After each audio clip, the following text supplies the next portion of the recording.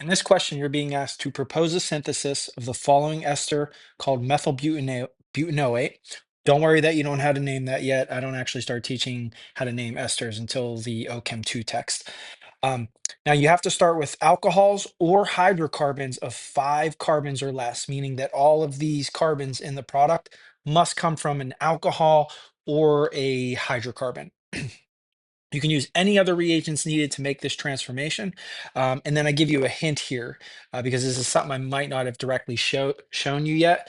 Esters can be used esters can be formed by using a carboxylate ion, which is the conjugate base of a carboxylic acid, which you now know how to make from alcohols.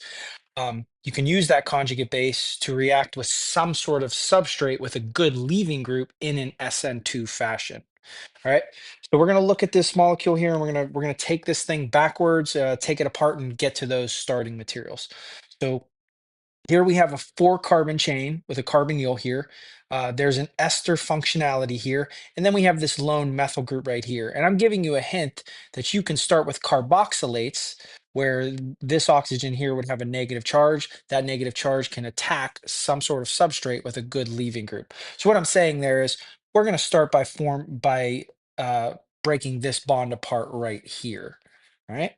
Let me redraw this structure here. All right.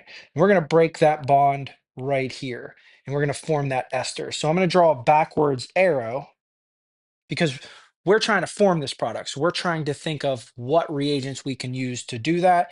And again, we're going to break this bond here. Well, I already told you that we can use a carboxylate ion, which would be this structure with negative charge, and it needs to act as a nucleophile and attack some sort of substrate with a good leaving group. Well, there's only 1 carbon here, so it must have been some sort of methyl substrate that it reacted with. So something like CH3Cl, chloromethane.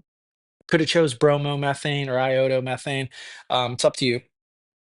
All right, so let's talk about how we formed this thing here. So again, we're going backwards because we've got to get this thing back to an alcohol or a hydrocarbon. We got to get back to its permitted starting materials. All right, so I'm just asking myself, how can I make this thing? Can I make it directly from an alcohol or a hydrocarbon? You can make it from an alcohol. I don't teach you that until a little bit later on in the text. So we're not there yet. So we're going to pick a different method here. We're going to start with methane because I already talked about this. So we can start with something like methane. We can use chlorine and UV light to do the radical reaction, and that will replace one of the hydrogens with the chlorine. So here we have methane, a permitted starting material in this example. All right, so we got to come back to this carboxylate ion. We're just asking ourselves, how can we form this? Well, it's a conjugate base of a carboxylic acid. So why don't we just draw that carboxylic acid that it came from, and we use some sort of base here. Something like sodium hydroxide is fine to put here, or any other base that would work here. All right, well, now we have a carboxylic acid. So I'm just asking myself, how can I make a carboxylic acid? What can I make it from? Well, in this lecture, we talked about forming carboxylic acids directly from the corresponding alcohol. In this case, the corresponding alcohol would be this structure right here.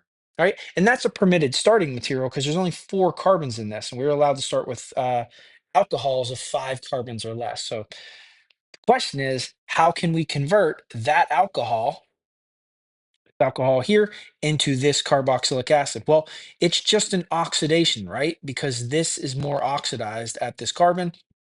So how can we do that oxidation?